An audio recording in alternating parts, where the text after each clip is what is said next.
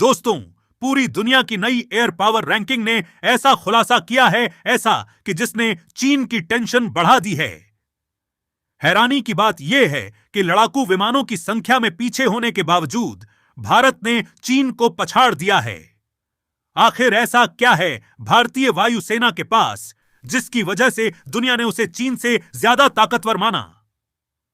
कौन सी नई टेक्नोलॉजी और कौन से हथियार भारत की सबसे बड़ी ताकत बने? इस वीडियो में जानिए पूरी रिपोर्ट और वो वजह जिसने पूरी दुनिया का ध्यान भारत की ओर खींच दिया। देखिए, दुनिया की एयर पावर रैंकिंग में भारत ने एक बार फिर अपनी ताकत का लोहा मनवाया है। World directory of modern military aircraft यानी कि WDMMA की ग्लोबल एयर पावर्स रैंकिंग 2026 में भारतीय वायुसेना को दुनिया की छठी सबसे शक्तिशाली एयरफोर्स का दर्जा दिया गया है। सबसे बड़ी बात यह है कि भारत ने चीन को पीछे छोड़ दिया है, जबकि देखिए चीन के पास भारत से कहीं ज्यादा भारत से संख्या में लड़ाकू विमान मौजूद हैं।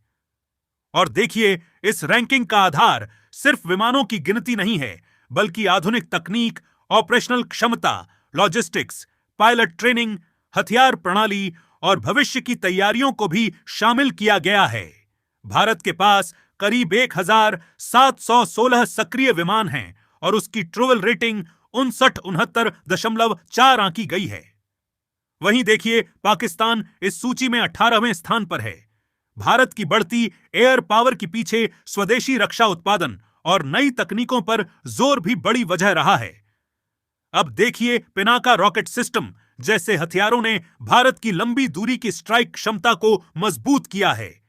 हाल के वर्षों में भारत ने अपनी सैन्य तैयारी, नेटवर्क आधारित युद्ध क्षमता और सटीक हमले की क्षमता में बहुत बड़ा सुधार किया है।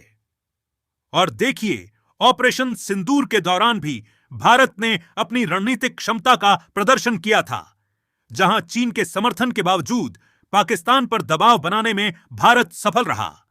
और देखिए, इसके अलावा प्रधानमंत्री नरेंद्र मोदी के 3 देशों के हालिया दौरे में रक्षा सहयोग, रणनीतिक साझेदारी को मजबूत देने पर भी जोर दिया गया।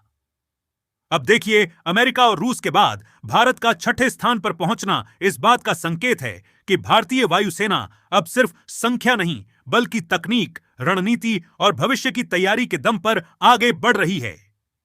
चीन के पास ज्यादा विमान जरूर है, लेकिन भारत की रैंकिंग बताती है कि आधुनिक युद्ध में सिर्फ संख्या नहीं, बल्कि क्षमता और तैयारी भी उतने ही मायने रखती है। और इसीलिए आपको बता रहे इरादे हैं महान। एयर पावर में भारत की यह नई पहचान देखने को मिल रही है। यदि इरादा महान हो तो संख्या केवल मायने नहीं रखते। चीन की संख्या जरूर बढ़ी है, लेकिन भारत ने अपनी ताकत बढ़ा दी है। और तकनीकी और रणनीति की बात करें तो इस कदर भारत की ताकत बढ़ी है कि चीन को भी पछाड़ दिया है। रक्षा में दम है। आसमान में भारत की हुंकार देखने को मिल रही है। दुनिया भारत के प्रहार को अब देख रही है। किस तरह से, चाहे जमीन हो चाहे आसमान हो, हर तरफ भारत की जो मिसाइल है, भारत की जो क्षमता है, वो सामने खड़ी है। और देखिए, चीन के पास भले यहां पर संख्या में ज्यादा हो, चीन के पास इसकी संख्याएं ज्यादा हों, लेकिन दम की बात करें, नाम की बात करें, तो भारत ही केवल वो नाम है जो उभर कर सामने आता है।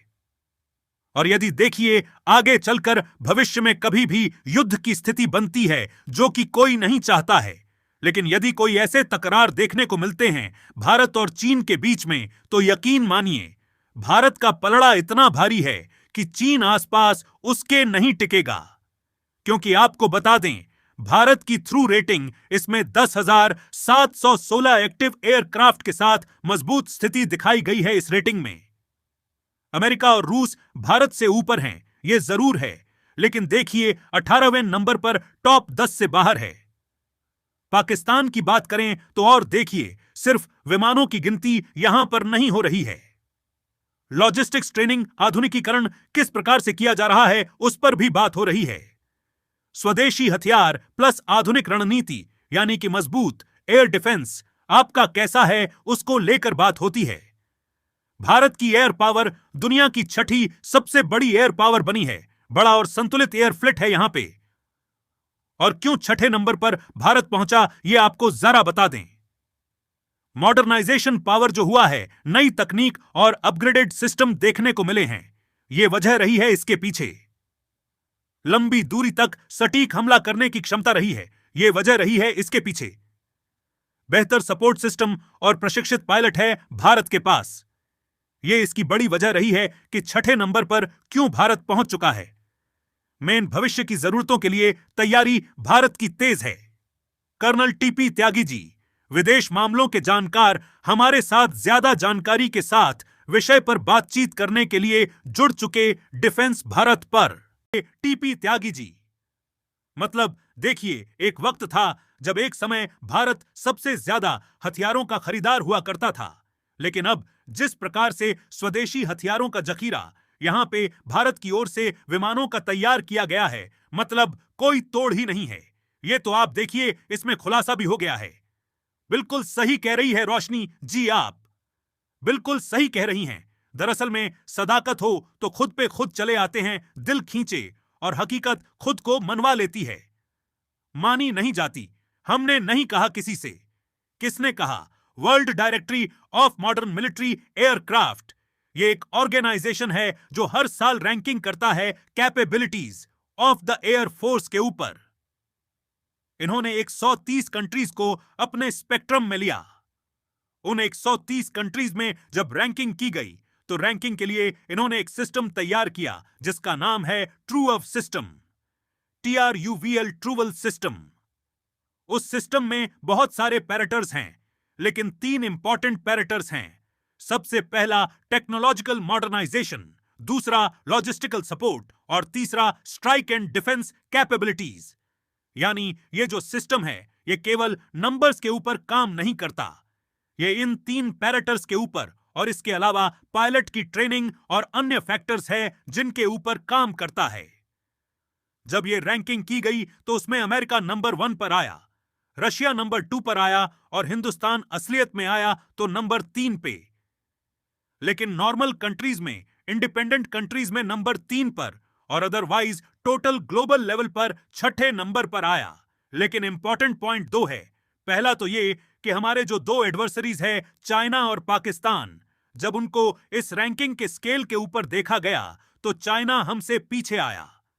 यानी कि हमारी रैंकिंग करीब 70 है और चाइना की रैंकिंग करीब 64 है, और पाकिस्तान की तो काउंटिंग ही नहीं है, वो तो 98 नंबर के ऊपर है। अब मैं इसमें यह बताना चाहता हूं कि ट्रू वन रेटिंग सिस्टम में हिंदुस्तान इस मुकाम पर कैसे पहुंचा। सबसे पहले तो जो मॉडर्न टेक्नोलॉजिकल मॉडर्नाइजेशन है, उसमें हमने लाइट कॉम्बैट एयरक्राफ्ट में बनाया और खत्म कर दिया, ऐसा नहीं है। उसमें बराबर इंप्रूवमेंट हो रहे हैं, मार्क 1, मार्क 2। और जब ये इंप्रूवमेंट होते हैं तो ये स्पीड में भी है, रेंज में भी है, मैनेजेबिलिटी में भी है। ऐसे ही हमने advance medium range combat aircraft के ऊपर काम शुरू किया, which is against modernisation of the technology.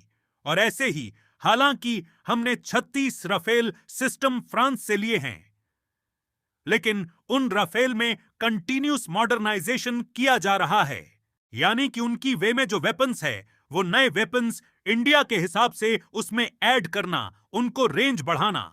और ये काम हो गया कि हम लगातार टेक्नोलॉजिकल मॉडर्नाइजेशन कर रहे हैं। अब दूसरा फैक्टर मैंने बताया था लॉजिस्टिकल।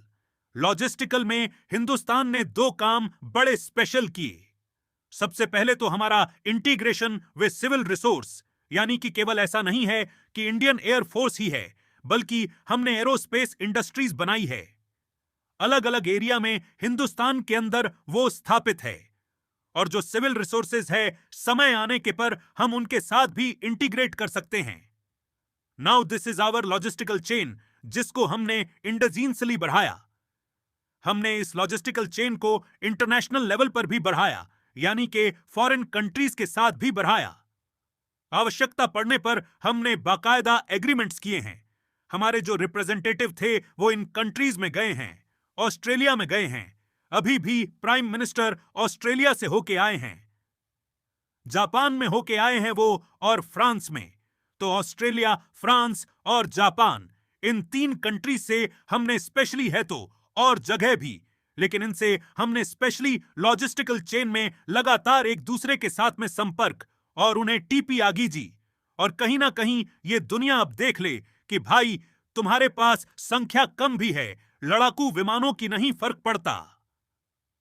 भारत ने यह कर दिखाया है। भारत के ये जो रिपोर्ट में ये जो खुलासा हुआ है, अब सभी ये इस चीज को मानने पर मजबूर हो जाएंगे। इस तरह की तमाम ताजा खबरों से जुड़े रहने के लिए चैनल को लाइक और सब्सक्राइब जरूर करें।